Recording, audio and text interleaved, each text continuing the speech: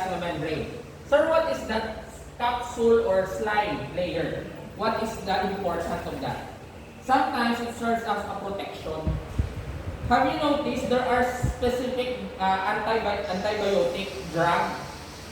Kaiman, bacteria or prokaryotic organism that is very slimy could escape the phagocytes or white blood cells that would eat them up. Pagkagat sila, they will just slide. So they can survive. Some of the antibiotics that will be prescribed, of course, by a doctor, for example, okay, that antibiotic sometimes would attack that slime layer to eliminate the protection of the bacteria. In that way, the antibodies could easily kill them. Okay? So it's a sort of reinforcement.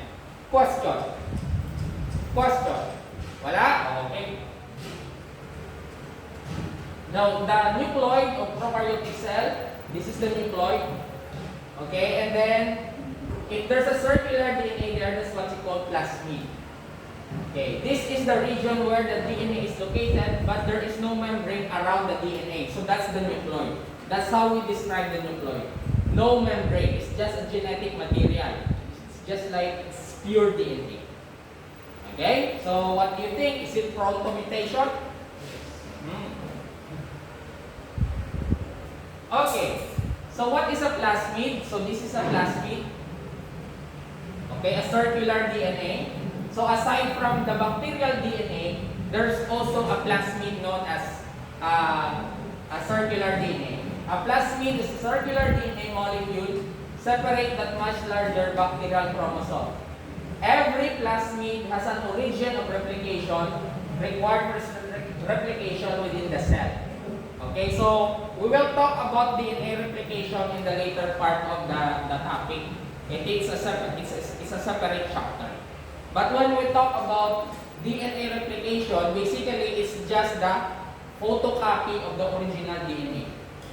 Okay, in a common term, we call it as cloning. So what is the role of plasmid in a bacterial cell? What is plasmid? Circular DNA. Okay, what is the role? Most plasmid have one or two identifiable markers that give a distinct phenotype to the bacterial cell. When you say distinct phenotype, if you can still remember your lesson in grade 9, when you say phenotype, these are observable traits, physical traits to be specific.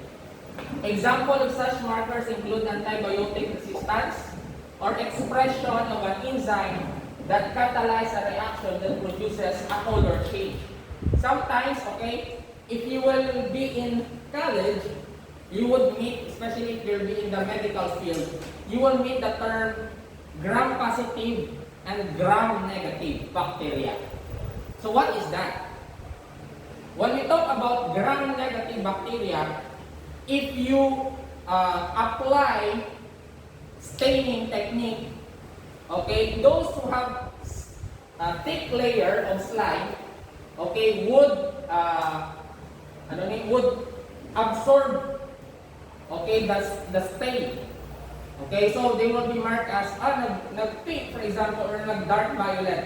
So they are gram positive because they reacted to the stain.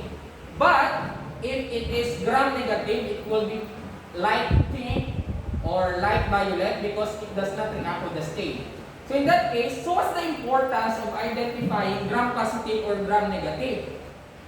It would help the doctor to identify what type of antibiotic is needed to kill that particular bacteria which causes infection. Do you get my point? Am I getting boring? Okay? Okay, sige. Now, so glycocalyx or capsule or slime layer. This is an added protection to the bacteria. Kumbaga kung, for example, you try to catch a catfish, it's very hard to catch them because of the slime layer on their surface of the body. Ganun look. Okay, the same thing with the bacteria. Okay, it tends to be thick, rigid, The slime layer is thinner or less rigid and globular. What's the purpose of that? Extra layer guards against desiccation. When you say desiccation, dryness, or what's the term? Dehydration. Protects the cell from phagocytosis, that is in the case of slime layer, because they will just slide when the phagocytes would swallow them. Okay, and then can be used as an attachment such as in tooth decay bacteria. Kung may kirikik ka dapat ng slime, most likely those are the bacteria that sticks on the wall of your teeth. Okay? Sige. So, prokaryotes, glycocalyx, slime layer. Okay. So, this additional layer can come in one or two forms. Slime layer. Just like the streptococcus, gram-positive because they react on the stain. Yan. Sige. I already discussed that. So we have also common features. All have cell membrane and a cell wall. That's in the case of prokaryotic. So eukaryotic, we have also plasma membrane. The same thing with prokaryotic cell. Because these cell membranes allows them to acquire the food from their environment with the help of diffusion. So diffusion is the transportation of substance from a higher concentration to lower concentration that would pass a semi-permeable membrane.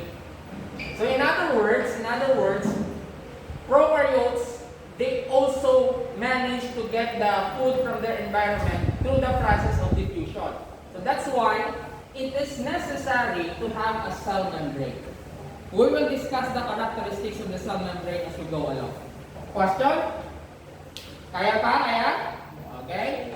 Sige. So this is the work of an antibiotic. Destroy the bacterial cell wall. Once the bacterial cell wall is destroyed, what will happen is everything will collapse. It would cause denaturing of the bacteria. When I say denature, it will destroy the bacteria. So you imagine, the cell wall, like for example, is just like the foundation of the wall, just like ang mga metal na, okay, the scaffoldings before it will be cemented. So the same thing goes with the cell wall of the bacteria. Once the cell wall collapses, everything will collapse, and the bacteria will die.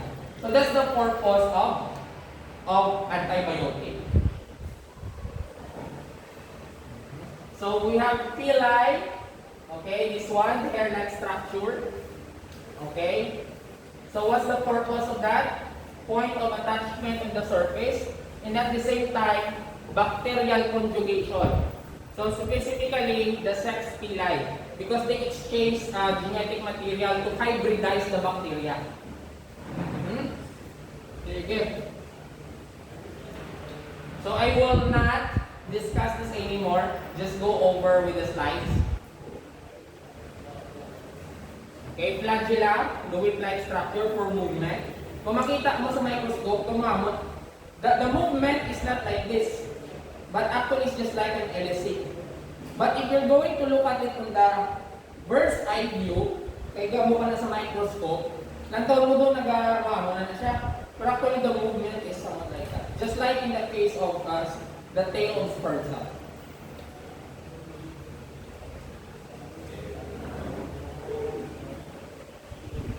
Okay, so you just study the structure.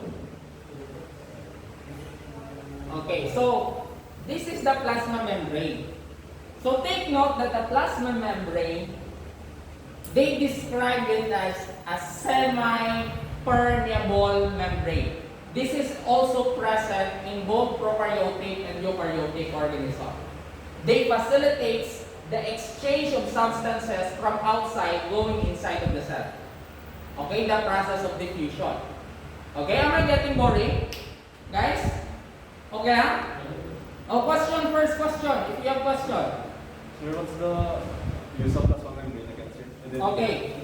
The purpose of the plasma membrane is to allow substances to diffuse either outside, going inside of the cell, okay, or outside, inside